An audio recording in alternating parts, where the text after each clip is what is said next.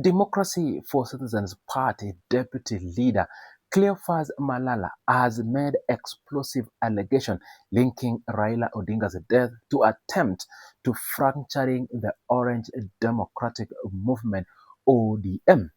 Speaking on TV47 Ukumbi wa Siasa show, Malala directly addressed questions about who was involved in the late opposition leader's death.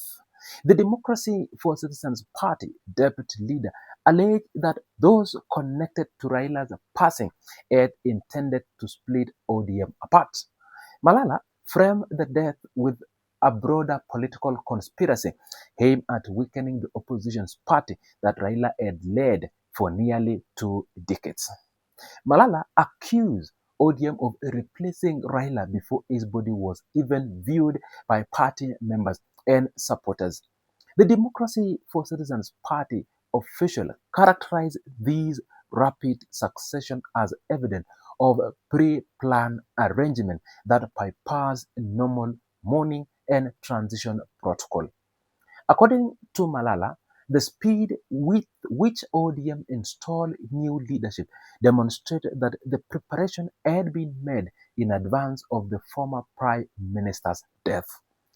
The politician alleged that President William Ruto's primary interest lies in breaking apart the Orange Democratic Movement rather than genuinely engaging with the party.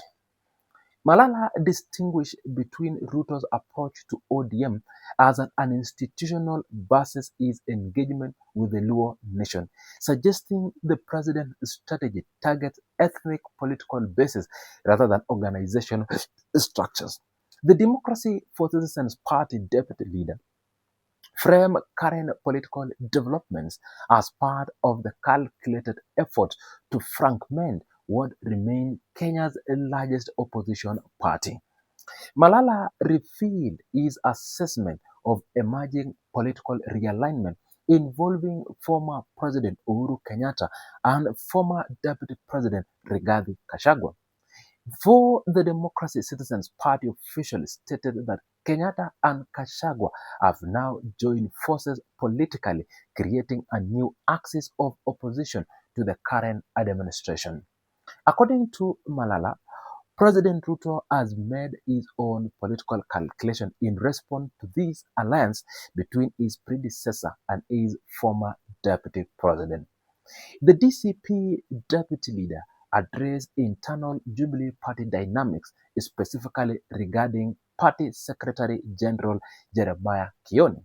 Malala disclosed that certain political actors found it necessary to reduce Kioni's influence within Jubilee structure.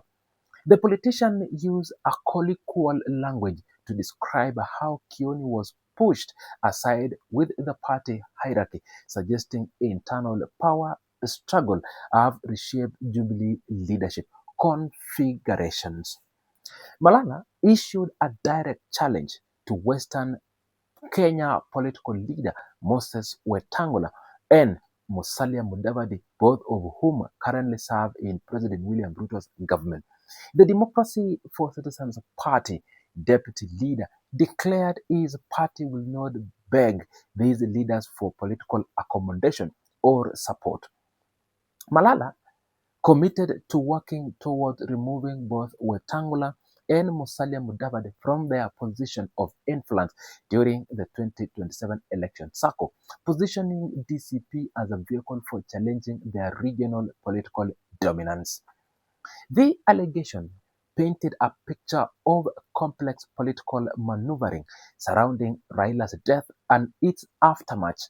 Malala narrative suggests multiple actors with competing interests move quickly to capitalize on the opposition leader's passing.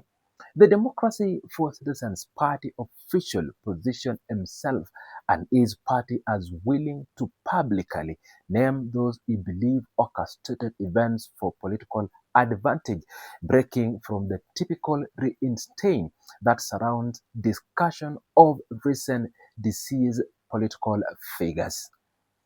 Malala appearance on Ukumbi wa Siasa provided a platform for airing grievances about how ODM handled its leadership transition. His criticism of replacing Raila before even his body was buried on cultural sensitivity around death and mourning within Kenya communities. The allegation challenges ODM narrative that internal democratic processes guided the selection of new leadership followed their founders' unexpected passing. The DCP deputy leader's assessment on President Ruto's strategy towards ODM reflect broader concerns within opposition circle about divide and rule tactics.